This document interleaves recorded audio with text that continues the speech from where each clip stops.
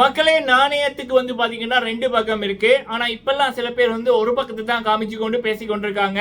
So Diwakar அவர்கள், doctor Diwakar அவர்களுக்கு எதிராக சோசியல் மீடியால சில பேர் வந்து சில விடயங்களும் செய்தாலும் அவருக்கு ஆதரவா பல பேர் பல குரல்களை கொடுத்து கொண்டிருக்காங்க. அதுல முக்கியமா வந்து இந்த தகுதி தராதரம் அப்படின்ற மாதிரி அவர் வந்து பேசின வார்த்தைகளை வந்து வச்சு இந்த கானா வினோத் அப்படின்னு ஒரு ஆள் அவர் வந்து சொல்றாரு, 20 வருஷமா நான் ஃபேமஸ்ன்னு.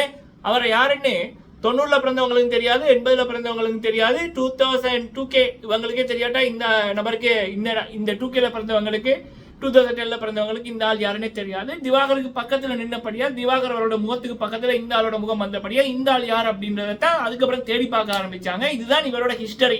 சோ அப்ப அப்படி இருக்கக்குள்ள கானா வினோத் அப்படின்றவரை பார்க்கக்குள்ள சோ அப்ப அவர் பேசுற வார்த்தைகள், மரத்துக்கு சேலை கட்டி இருந்தா கூட இவன் வந்து சும்மா விட மாட்டான், நீ எல்லாம் ஒரு ஆளாயா, பைத்தியக்கார, குண்டா, உருளையா இருக்கிற அப்படின்ற மாதிரி ஒரு ரவுடித்தனமா பொறுக்கித்தனமா தான் கானா வினோத்தோட வாயிலிருந்து வார்த்தைகளும் வருது.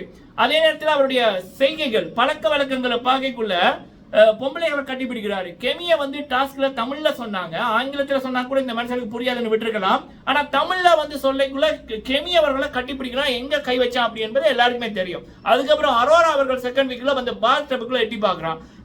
அடுத்தது வந்து பாத்தீங்கன்னா போன இந்த கிழமை 2 நாளைக்கு முதல் லைவ்ல வந்து ரம்யா யோ அவர்களை உரசுறான், கட்டிப்பிடிக்கிறான், மூஞ்சிய சேர்க்கிறான். சோ அப்ப இது வந்து என்ன பழக்கம்?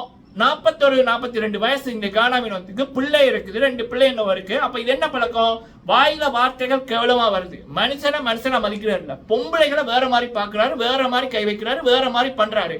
ரம்யா யோக்கும் இவருக்கும் தகப்பன் மகள் வயசு. அப்ப இப்படி ஒருத்தன் வந்து பண்ணுவானா? நல்ல பழக்க வழக்கம் இருக்கிற ஒருத்தர் பண்ணுவாரா? கடைசி வரைக்கும் பண்ண மாட்டாங்க. கடைசி வரைக்கும் பண்ண மாட்டாங்க. இப்படியான ஒருத்தனை யாருமே மதிக்க மாட்டாங்க. இத வந்து சோசியல் மீடியால இருக்கிற நல்ல பழக்க வழக்கங்கள் இருக்கிறவங்க, நல்ல முறையில இப்படியான பழக்க வழக்கங்களோட வளர்ந்தவர்கள் வந்து இதை தெளிவா வீடியோ போட்டு காமிக்கிறாங்க. இப்படியான ஒரு நபரை வந்து தகுதி இல்லாதவன் சொல்ற, இதைத்தான் அவர் சொல்றாரு.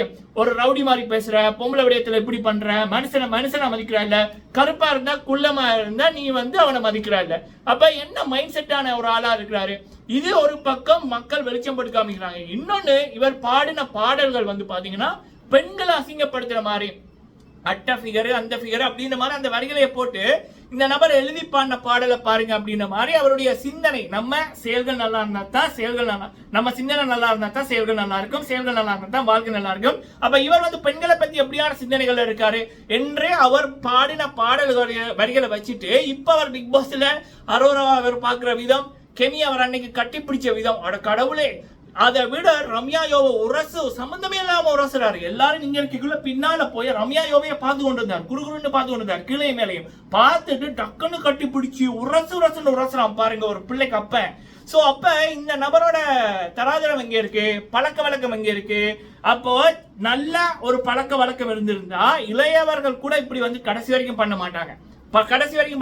அட்லீஸ்ட் அப்படி ஒரு இது இருந்தாலும் இத்தனை கேமரா இருக்க, இத்தனை பேர் பாக்குறாங்க அப்படின்னு போட்டு பேசாம இருப்பாங்க. ஆனா அதெல்லாம் கணக்குப்படுத்தாம நீ வந்து பாயிரா பாரு, அப்ப நீ எப்படிப்பட்ட ஆளு? சோ அப்ப இத சோசியல் மீடியால மக்கள் வெளிச்சம் போட்டு காமிச்சு கொண்டிருக்காங்க. பாக்குற மக்களுக்கு இந்த ஆளு யாருன்னு தெரிஞ்சிட்டு, அப்ப இதைத்தான் டாக்டர் திவாகர் அவர்கள் பிசியோதெரபிஸ்ட், அப்ப அவர் சைக்காலஜிஸ்ட் படிச்சவர், அவருக்கு தெரியும் யாரு என்ன மாதிரி அப்படின்னு, சரியா? சோ அப்ப அப்படி இருக்கக்குள்ள அவர் அதைத்தான் மென்ஷன் பண்ணாரு. இன்னொன்னு, ரொம்ப அசிங்கமா இந்த கானா வினோத், கமருடீன், பிரவீன், இந்த ரம்யா ஜோ, சோ இப்படியான நபர்கள் வந்து ஒரு மனுஷனை ராகிங் புல்லிங் வந்து பண்ணி கொண்டிருக்காங்க. அது வியானா அழகா சொல்லியிருந்தாங்க நேற்று, சரிங்களா?